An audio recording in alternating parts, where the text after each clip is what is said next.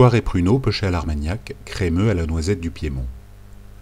Un grand classique simple à réaliser. On obtient un superbe résultat en présentant ce dessert dans de grands verres. On peut remplacer la noisette du Piémont par du Nutella, auquel cas, il faut mettre moins de sucre. Cette recette de Julien Duboué, chef du restaurant La Faria à Paris, vous sera présentée par Nelly.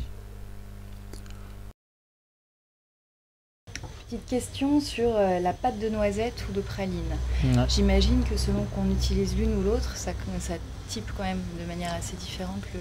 Ouais, après c'est la même dessert. consistance et c'est le même procédé de réalisation. Donc, Il y en a un qui est beaucoup plus voilà, sucré, sur quoi. celle du... Non, du tout, non. C'est le même procédé. En fait, c'est des noisettes qui sont caramélisées au sucre et après qui sont broyées en pâte. Donc c'est le même procédé. Après, celle du Piémont, forcément, ça va être plus porté sur le côté noisette.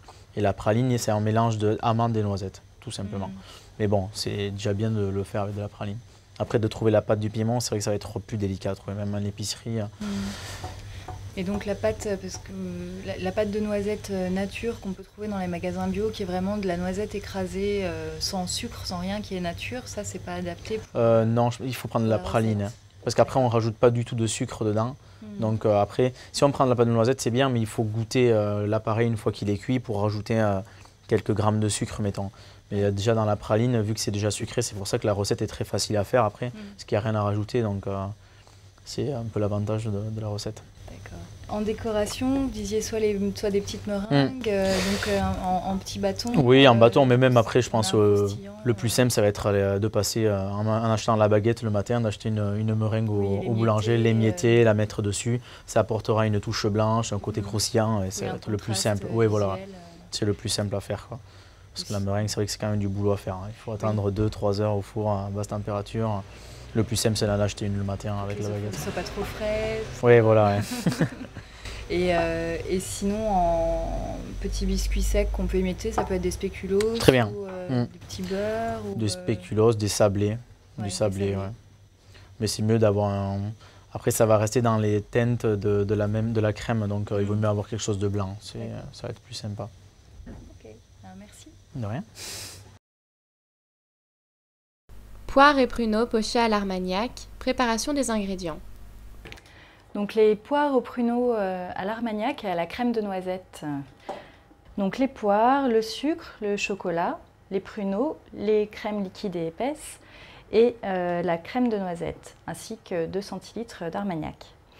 Donc on commence par peler les poires, qu'on va ensuite couper en quartiers et les épépiner.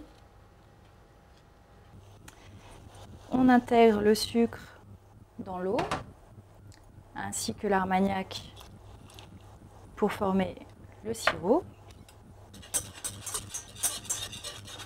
On attend que ça se dissolve bien. C'est fait. Donc on peut ajouter les pruneaux et les poires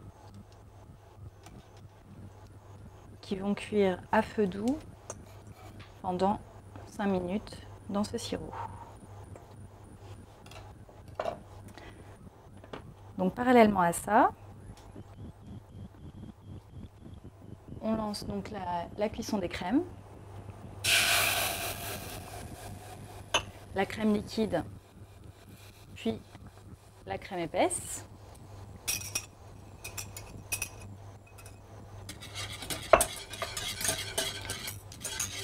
On les porte à ébullition. Et donc une fois que c'est bien chaud, on peut intégrer le chocolat et la pâte. Pâte de noisette qui se présente ainsi, petit tube. Donc une fois la cuisson des poires terminée, on peut les débarrasser dans une assiette avec une écumoire. Et on va les réserver au frais, puisque le dessert se sert froid. Et la crème également, une fois que le mélange est bien homogène, est mise à reposer à température ambiante en revanche, le temps qu'elle refroidisse complètement. Poires et pruneaux pochés à l'Armagnac, montage du dessert.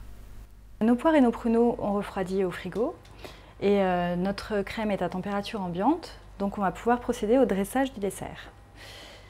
Donc on dispose quelques poires dans le fond du verre.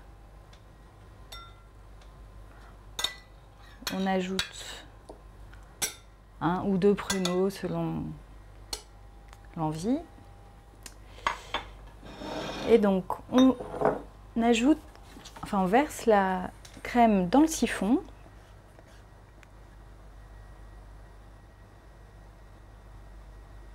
Donc elle est à température ambiante pour ne pas qu'elle soit trop rigide. Donc la crème est dans le siphon. On le visse bien fort et on intègre donc la cartouche de gaz en vissant encore. Voilà, on entend que le gaz s'est vidé. Tout est bien fermé. Et donc maintenant, on peut déposer la crème sur les fruits.